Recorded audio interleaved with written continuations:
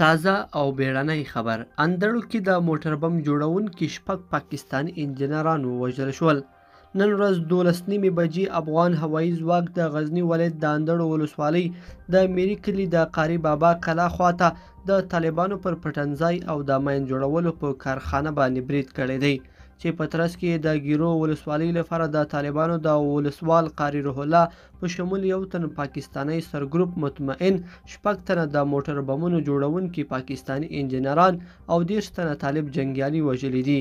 یاد برید کې د طالبانو د ماین جوړولو کارخانه له منځه تللې، یو حامي موټر بم چې برید ته چمتو و او 3 ټنه چاودیدونکي توکي چې ګودام کې ځای پر ځای شوي وو له منځه تللي. د ملي دفاع وزارت مطبوعاتي مسؤل د اندړو ولسوال او ځایي سرچینو یاد برید صحیح نیوز ته تایید کړی دی.